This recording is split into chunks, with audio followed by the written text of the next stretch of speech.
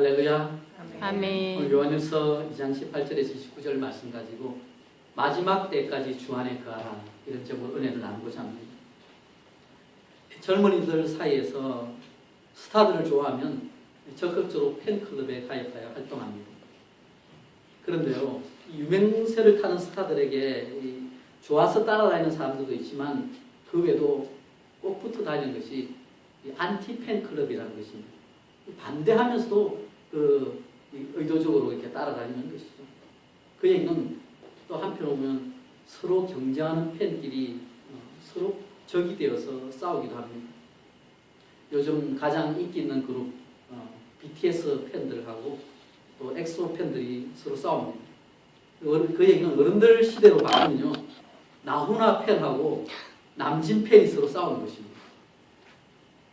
이런 모습이 똑같지는 않지만 이와 비슷한 현상들이 종교계에도 있습니다.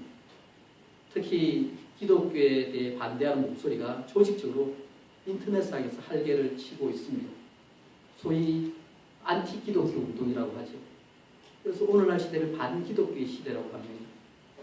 그런데 오늘 성경 본문에 보시면 마지막 때에 많은 적 그리스도가 나타난다고 합니다.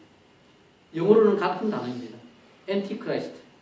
적 그리스도를 문자 그대로 번역하면 그리스도를 반대하거나 그리스도를 대신하는 그런 것을 말하는 것입니다. 이 안티 이 말에는요, 반대의 의미를 담고 있는 것입니다. 그래서 적대적인 안티 기독교 운동이 이 세대 속에서 속속 스며들어 있습니다. 실제로 그리스도의 재림이 다가올수록 그런 현상은 점점 증가하게 됩니다. 그런데 오늘 성경에 보시면 이미 사도 요한이 살았던 1세기 말부터 이 마지막 때의 경고가 있었던 것을 우리는 살펴보게 됩니다. 오늘 말씀의 18절 보시면요, 지금은 마지막 때라 그렇게 사도 요한은 말합니다. 적 그리스도가 오리라는 말을 너희가 들은 것과 같이 지금도 많은 적 그리스도가 일어났으니 그러므로 우리가 마지막 때인 줄 아노라 그렇게 요한 사도는 말합니다. 요한은 지금이 마지막 때라고 분명히 선언합니다. 그날 이 성경학자마다 이 마지막 때를 어떻게 이해할지 의견이 분분한데요.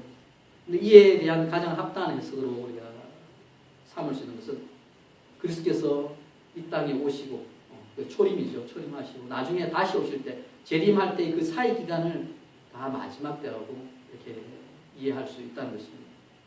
따라서 이 마지막 때를 하나님의 구원 계획에서는 그리스도를 통해서 이 마지막 때가 시작되고 이후에 이어지는 주님께서 다시 오셔서 완전히 회복하실 그 재림의 때, 그때를 말세로 보는 것입니다. 그때까지가 예수께서 우리는 말세 가운데 살고 있는 것입니다.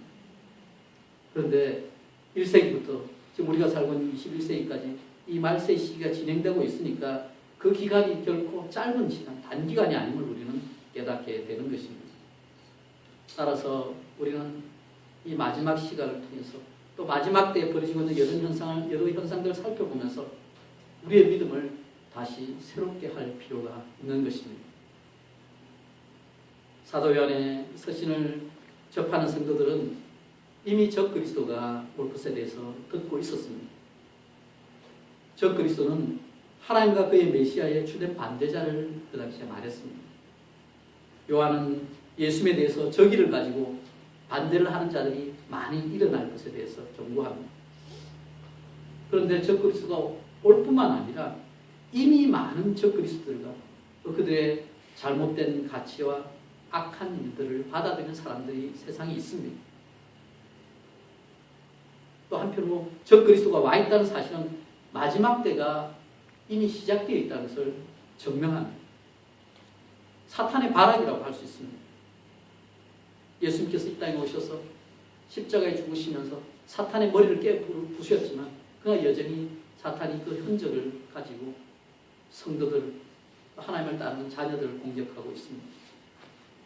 오늘 이 서신을 처음 읽던 성도들은 당시 공동체 안에서 일어난 일들을 잘 알고 있을 것입니다. 그래서 사탄의 공격과 함께 적 그리스도이 누군지 그들은 알고 있었습니다. 그런데 우리가 본문을 대할 때는 지금 신앙 공동체 일부가 분리해 나갔다는 그 사실을 우리는 확인할 수 있습니다. 그러나 어떻게 그리고 왜 그랬는지 구체적으로 성경은 말하지 않습니다. 아마 그 당시 사람들은 다 그 내용을 알고 있었을 것입니다. 당시 공동체를 떠났던 사람들이 다수인지 아니면 소수인지도 성경을 통해서 정확하게 우리가 알 수는 없습니다. 그들이 떠나면서 어찌어찌 벌어졌던 그 상황에 대해서 구체적인 상황을 우리가 알 수는 없지만 그러나 우리가 추측해 볼 수 있는 게 있죠.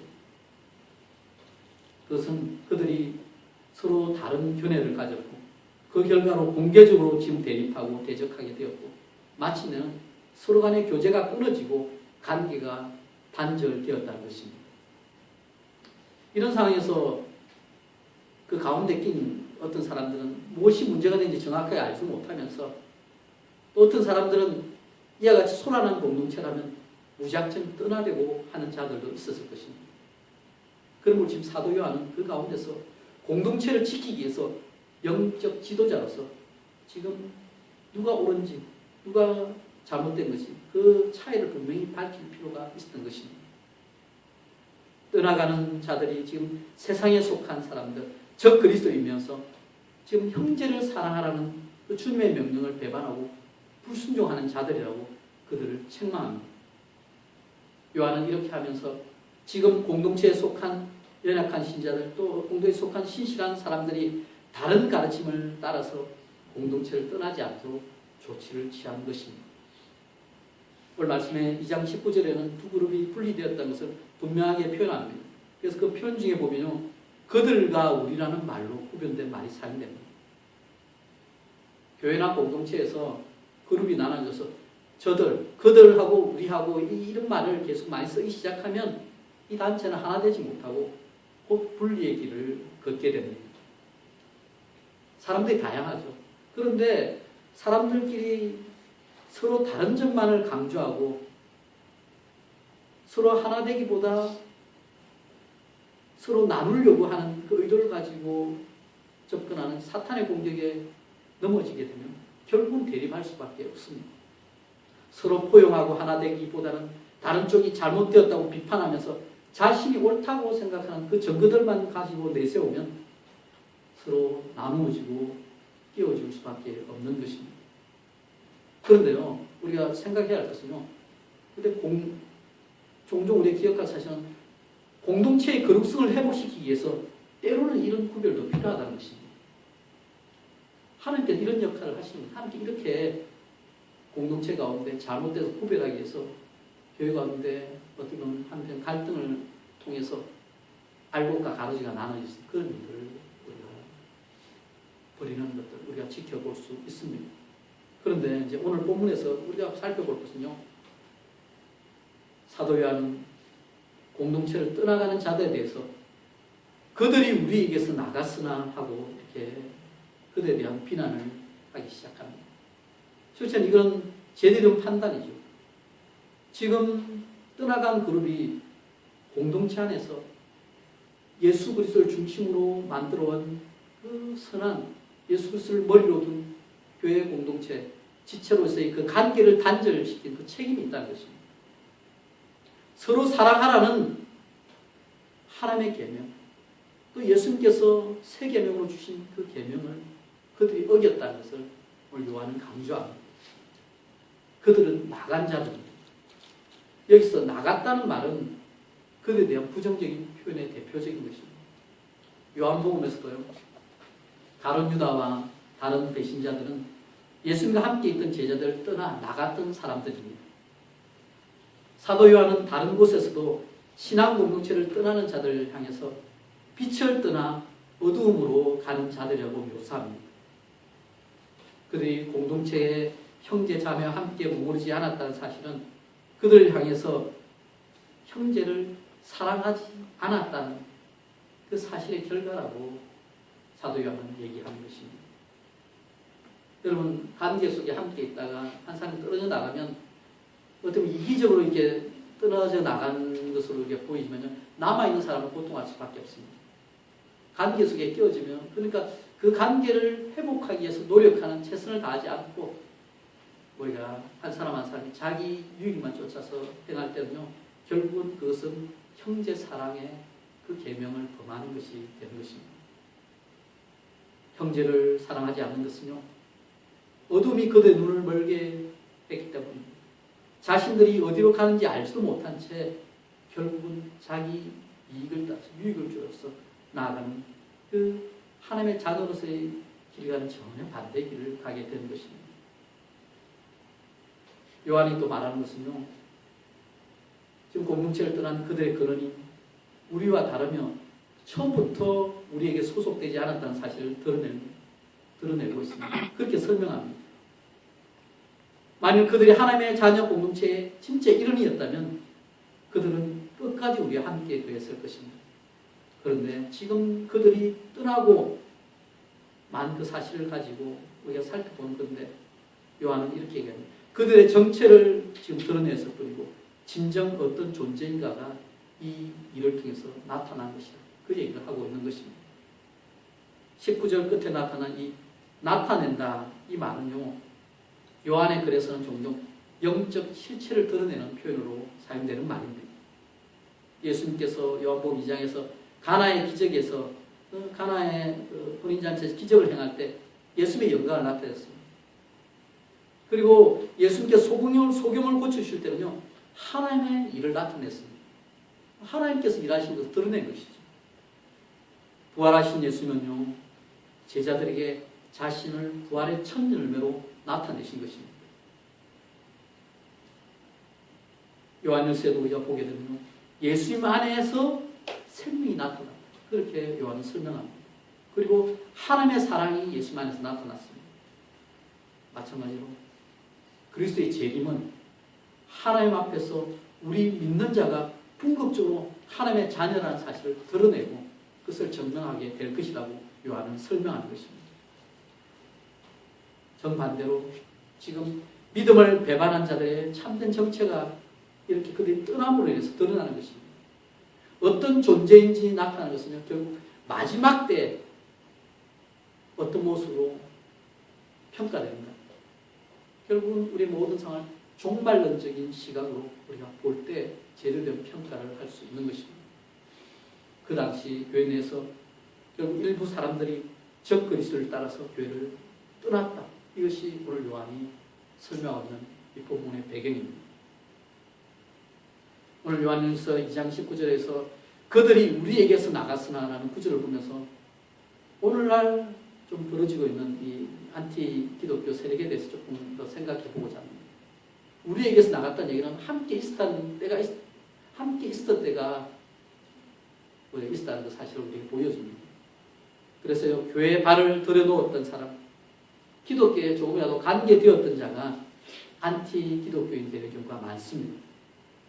이 반기독교 운동을 살펴보고 연구한 사람들이 발생 원인을 좀 세 가지로 정리하면서 설명합니다. 첫째는요, 교회의 세속화 문제입니다. 오늘날 지상에 있는 교회들이 원래 하나님께서 원하신 교회 모습과는 너무나 거리가 멀어져 간다는 것입니다.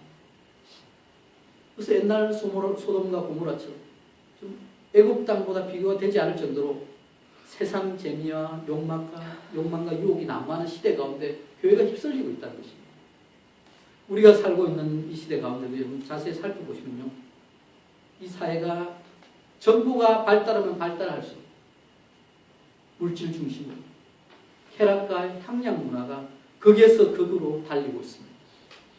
이런 세상은 그리스도를 내버려 두지 않습니다. 그리스도인조차도 그냥 제약의 부름뜨기로 끊임없이 유혹하고 있습니다. 오늘날 한국 언론에 드러나오는 미투 운동 다 그럴듯하게 보였던 교수님, 지도층 여러 가지 한 사람들이 결국 한꺼풀을 드러내보니까 다들 속에 있는 욕망에 따라서 제약을 저지르고도 아닌 것처럼 그렇게 하고 있다는 것을 우리는 발견할 수 있게 됩니다. 따라서 우리가 그리스도인이라고 안전한 것이 아닙니다. 우리가 하나님의 백성이라고 신앙 공동체로 하지만 이 세상에 완전히 둘러싸여서 공격을 당하고 세속화되어 버렸기 때문에 그 결과로 안티기독교인들이 이렇게 공격하고 또 공격하도록 아무 말 할 수 없는 그런 위치에 놓이게 됐다는 것입니다. 둘째로 보면요, 시대 문화 배경 가운데 오늘날 시대는 전통을 무시하고 근위를 무시하는 시대에 우리가 살고 있습니다. 또한 절대적인 것을 부정하는 종교 다원주의의 영향 가운데 우리가 살아가고 있습니다. 학교에서는 선생님을 존경하지 않습니다. 가정에서도 부모님과 사이가 좋지 않은 세대이니 말을 듣지 않습니다. 또한 친구 또래로부터서 세상적인 가치관에 깊이 있게 접하고 빠져난 후에는요, 교회를 다니는 이들도 전통적인 교회를 공격합니다. 그래서 교회에 있는 것 자체가 어리석은 것처럼 아직까지도 교회에 있냐 이렇게 비판하는 이런 시대 가운데 젊은 층은 점점 교회를 떠나가고 있는 그 시대 가운데 살고 있는 것입니다. 마지막으로 미성숙한 신자 양성이 안티기독교인이 발생한 그 원인으로 볼 수 있습니다. 오늘 여론조사 가운데요, 기독교인들이 비기독교인들에게 가장 많이 받는 질문, 그러니까 우리 크리스찬들이 교회 안 된 사람들로부터 받는 질문이 뭔지 그걸 조사해봤더니 가장 많이 듣는 질문이 뭔지 아십니까? 믿는 사람과 안 믿는 사람의 차이가 뭐가 있느냐? 그겁니다. 믿음과 삶이 일치되지 않는 그 모순을 지적한 것입니다. 또한 어릴 때부터 교회는 다녔지만 미성숙한 모습 그대로 주일학교 신앙도 제대로 지키지 못한 채 모양만 그리스도로 지내다가 요즘 시대는 그 모양도 유지하지 못하기에 안티기독교 세력으로부터 철저하게 공격을 당하고 있는 것입니다. 그런데 오늘 성경하고 이게 적용해 볼 때요, 우리가 좀 돌아봐야 합니다. 오늘 성경의 이 안티기독교하고 오늘 우리가 이 시대 가운데 있는 안티크리스천은 또 다른 것이죠. 하지만 그러나 그 가운데 담긴 것은 우리에게 주는 도전은 분명합니다. 우리가 진리 가운데 계속해서 서가야 한다는 것입니다. 오늘 한국교회가 점점 대형화되어 또 성도들도 점점 조금만 신앙생활을 이제 하게 되면 개척교회 신앙생활에도 점점 큰 교회를 찾아서 가게 됩니다. 상당수의 사람들이 기독교인으로 기록되지만 그러나 사실은 진짜 기독교인의 숫자를 헤아릴 때 얼마나 될지 우리는 알 수가 없습니다. 오늘날 문제는 젊은이들 가운데 많은 이들이 안티 기독교 운동 가운데 희생장이 되어서 결국은 많은 이들이 교회를 떠나고 있다는 것입니다. 그 안티들 가운데 예전에 자기가 교회를 다녔던 사람들이 더 많다는 사실도 우리가 주목해야 합니다. 한국교회가 복음의 순수성을 놓쳐버렸습니다. 풍성해지면 질수록 그 안일함과 함께 물질지향과 세속주의에 급속히 빠져들어서 하나님 원하시는 그 정체성을 상실하고 세상이 되게 무기력하고 오히려 세상을 향해서 교회가 나타내서 안 되는 그 타락상을 보여주고 마는 것입니다. 한국교회가 살았다 하지만 실상은 죽은 교회로서 겉은 화려하나 생명을 상실한 것과 같습니다. 따라서 더 늦기 전에 우리는 새롭게 되어야 합니다. 교회가 하나님의 말씀을 중심으로 다시 한번 거룩성을 회복해야 하는 것입니다.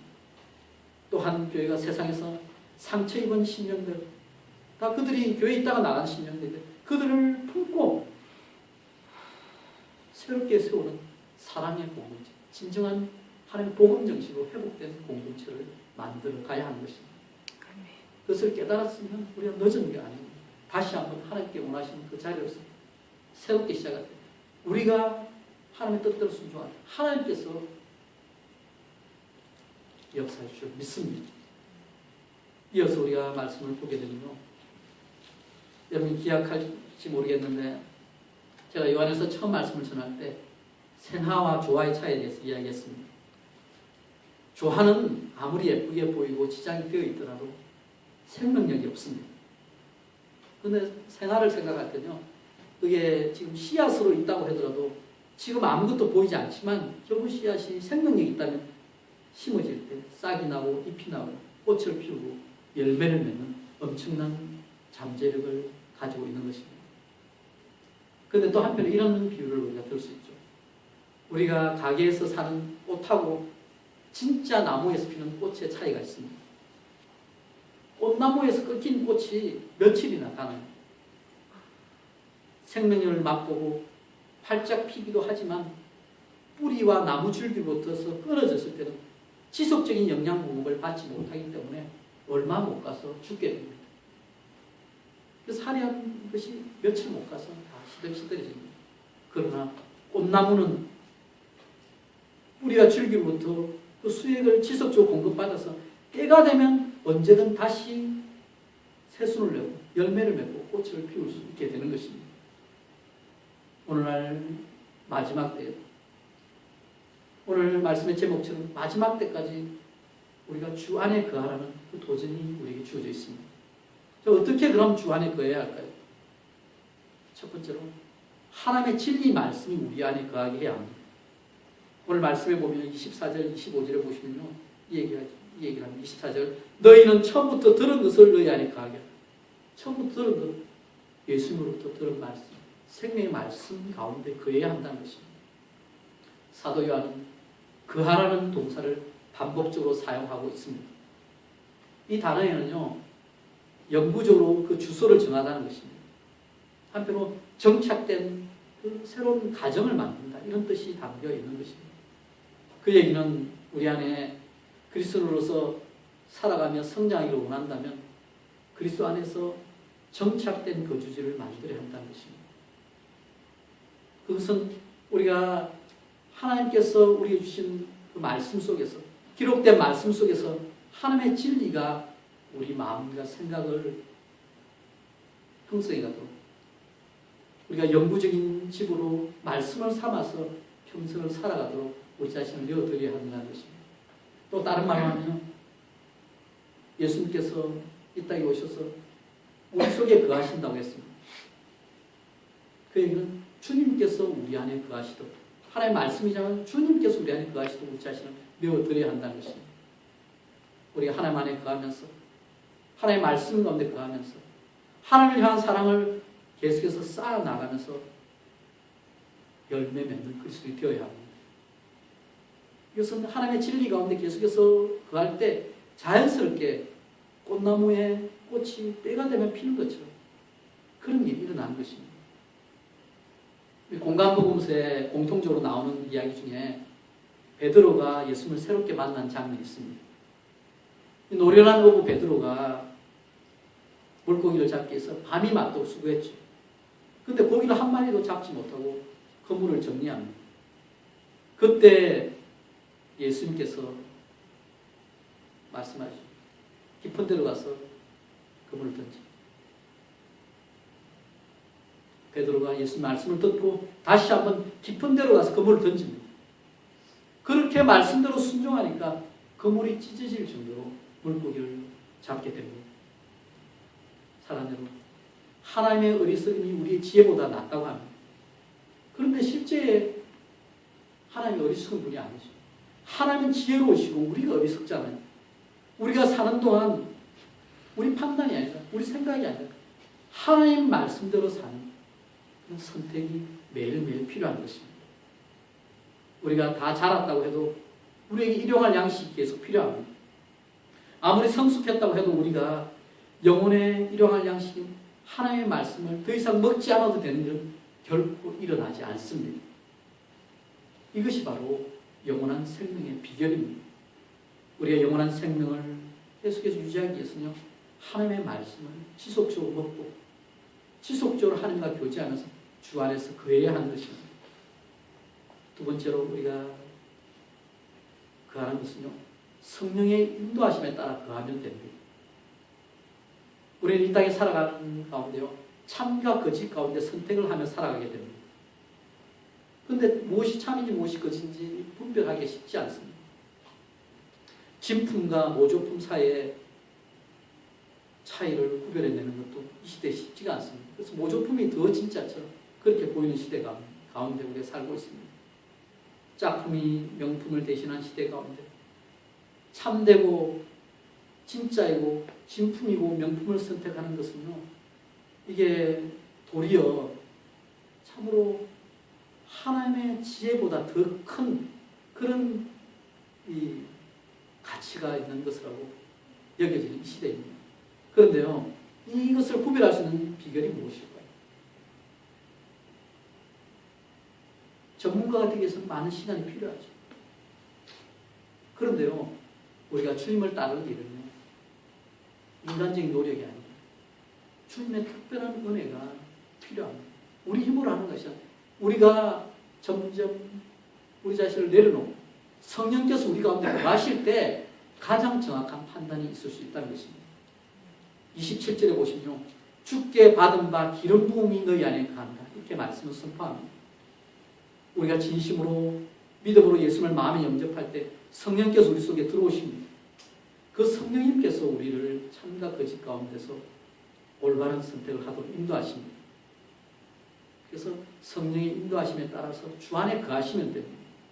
성령께서 우리를 가르치시도록 말씀 안에 우리가 지속 거하고 하나님께 우리 자신을 드리면서 우리 가운데 주님께서 거하시면서 성령 충만한 가운데 거하는 삶을 살아야 하는 것입니다. 제가 CC에서 훈련 받을 때 사인이 말고 성령 소책자의 첫 구절에 이런 구절이 있습니다. 그리스도인이 성령 충만의 실제를 알고 순간순간 끊임없이 성령의 지배를 받으며 살아간다면 그의 하루하루는 가슴 설레는 모험이 될 수 있습니다. 실제 우리가 하나님께서 예외 놓으신 이 믿음의 세계, 이 모험적인 세계 가운데 우리가 살고 있습니다. 그런데 그걸 누리는 사람이 너무나 적다는 것이죠. 왜냐? 하나님께 맡기보다 성령의 인도함을 기다리보다 우리 힘으로 한다는 것입니다. 오늘 공동체 가운데 떠난 사람들이 자기 지혜로 하나님을 판단했습니다. 그래서 예수님을 생각하면서 예수님을 육체로 온 것을 부인하는 자들이었습니다. 다른 말로 하면 자기 논리를 가지고 실제 벌어진 진리를 거부하고 새롭게 그냥 몰려있던 공동체를 벗어나서 자기만이 아는 지식세계로서 이렇게 떠나갔던 사람들입니다. 만약 여러분이 하나님의 말씀을 붙들지 않고 인간적 지혜로 자기 판단으로 하나씩 하나씩 행해나갈 때 결국은 진리에서 벗어날 수밖에 없습니다. 그러나 늘 겸손한 가운데 하나님의 성령을 가슴에 품고 진리를 추구하면서 하나님께서 원하시는 모습으로 매일매일 자라간다면 우리 안에는 이미 우리에게 있어야 할 것 다 주어져 있는 것입니다. 새로운 것 쫓아다니다가 이단에 빠지는 많은 어리석은 성도들이 있습니다. 그러나 오늘 말씀에도 나오지만 너희를 가르치신 그대로 주 안에 가고 이전에 받았던 그 진리를 우리가 붙잡아 가야 한다는 사실을 명령하십니다. 들은 말씀에 순종 없이 새로운 것을 배우고자 하는 것은 무가치한 것입니다. 그래서 우리가 계속해서 한 말씀에 순종할 때 또 그 말씀대로 이루어지는 그 체험을 우리가 계속해서 쌓아갈 때 그것이 바로 주님과 동행하는 비결이 되는 것입니다. 마지막으로 결국 우리가 주 안에 거하면 그 열매가 나타납니다. 의를 행하게 됩니다. 요한복음 15장에 보시면 포도나무와 가지 비유가 나오죠. 나는 포도나무요 너희는 가지니 저가 내 안에 내가 저 안에 있으면 이 사람은 가시를 많이 맺나니 나를 떠나서는 너희가 아무것도 할 수 없습니다. 포도나무에 붙으시라고 예수님은 말씀하십니다. 이것이야말로 우리가 그리스도인으로서 제자리를 지키면서 하나님의 법적인 열매 맺는 삶을 이룰 수 있는 유일한 비결입니다. 이 세상에 끝이 있습니다. 이 세상은 지나갑니다. 지금은 마지막 때를 향해가는 시대입니다. 그러나 주님께서 재림하실 때 우리는 주님을 기쁨으로 만나게 될 것입니다. 그러나 그때 준비가 되어 있지 않는 기쁜 마음으로 만나기보다 부끄러운 마음으로 만날 수도 있습니다. 기대하는 마음으로 만나기보다 후회하는 마음으로 만날 수도 있을 것입니다. 그러나 사도 요한이 사랑하는 마음으로 믿음의 자녀들에게 바라는 소망은 모두가 다 담대함을 가지고 주님을 만나는 것을 기대합니다. 그런데 이게 어떻게 이루어지냐? 우리가 주님 안에서 지속적으로 거할 때만 가능합니다. 우리가 매일매일 주님과 동행하며 말씀에 순종하며 살아갈 때 그때 자연스럽게 의를 행하게 되고 하나님의 뜻을 이루게 되고 우리의 선한 열매를 거두게 된다는 것입니다. 우리가 그분 안에 거할 때 주님의 어려움을 따라서 주님이 행하신 의를 자동적으로 행할 수 있게 되는 것을 우리는 발견하게 될 것입니다. 말씀을 정리하겠습니다. 사람들은 다 자기가 사는 시대를 말세라고 그렇게 기록해 놓고 있습니다. 그러나 그 분명한 사실이죠. 지금 우리가 사는 시대가 또 마지막 때입니다. 예수님이 다시 재림하시는 마지막을 볼 때까지 우리는 주 안에 거해야 합니다. 가지가 나무에 붙어 있을 때 생명력을 나타내듯이 우리는 예수님께 붙어 있어야 합니다. 우리 예수님을 믿음으로 영접했기 때문에 우리 안에 새로운 생명이 있습니다. 성령님께서 계십니다. 그래서 예수님을 주인으로 모시고 성령을 의지하면서 믿음으로 지속적으로 살아가면 되는 것입니다. 주 안에 거할 때 때에 맞는 선한 열매를 거두게 되고 참 기쁨으로 이 땅의 나그네 삶을 마무리할 수 있을 것입니다. 새 찬송가 180장, 구찬송가 168장에 보면요, 이 마지막 때를 배경으로 한 하나님의 나팔 소리라는 찬송이 있습니다. 이 찬송 있죠? 기억하시죠? 하나님의 나팔 소리 천지 진동할 때 예수 영광 중에 구름 타시고 천사들을 세계 만국 모든 곳에 보내어 구원받은 성도들 부르리. 나팔 불 때 나의 이름, 나팔 불 때 나의 이름, 나팔 불 때 나의 이름, 부를 때에 잔치 참여하겠네.